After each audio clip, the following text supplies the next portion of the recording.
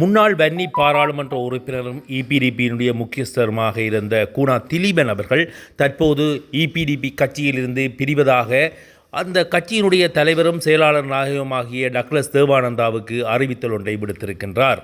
அவர் Douglas தேவானந்தாவுக்கு அனுப்பி வைத்திருக்கின்ற கடிதத்திலே 11 வருடங்களாக உங்களோடு உங்களுடைய பாதையில் இணைந்து செயற்பட்டிருந்தேன்.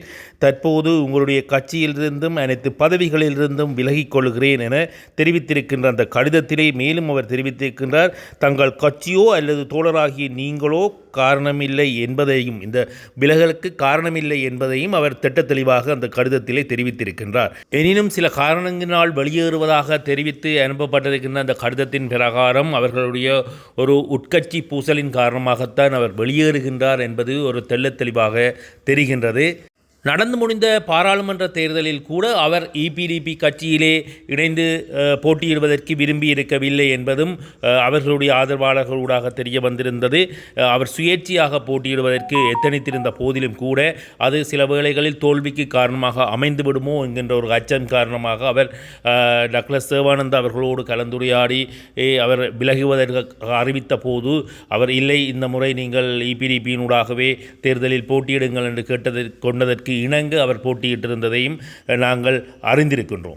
இந்த நிலையில் நீண்ட ஒரு கட்சிக்குள் ஏற்பட்ட முரண்பாடு மற்றும் வன்னி பிரதேசம் இபிடிபி கட்சியினால் ஒதுக்கப்படுகிறதாக தெரிவிக்கப்படுகின்ற இந்த கருத்தியல் முரண்பாடுகளோடு தற்போது முன்னாள் பாராளுமன்ற உறுப்பினர் திலீபன் அவர்கள் தற்போது இபிடிபி கட்சியிலிருந்து வெளியேறியிருக்கின்றார் என்பதுதான் உண்மை. இந்த நிலையில் கூனா திலீபன் அவர்களினால் புதிய கட்சியொன்றை ஆரம்பிப்பதற்கான முனைப்புகள் காட்டப்படுவதாக அறிய கிடைக்கின்றது. ஆகவே அடுத்த மாகாண சபை தேர்தல் மற்றும் உள்ளூராட்சி மன்ற தேர்தல்களிலே அவர் ஒரு புதிய கட்சியினூடாக பயணிப்பதற்கு விரும்புவதாகவும் அறிய கிடைக்கின்றது. எனினும் இந்த இபிடிபிக்குள் ஏற்பட்ட முரண்பாடுகள் மற்றும் திலீபனுடைய பிரிவு என்பது இந்த வவுனியா வன்னி பிரதேசத்தினுடைய அரசியல் நிலைப்பாட்டில் ஒரு பரபரப்பை ஏற்படுத்தி இருக்கிறது என்பதுதான் உண்மை.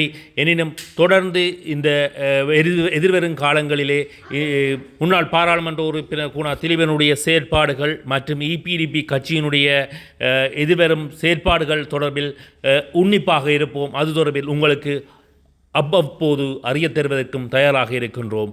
வணக்கம்.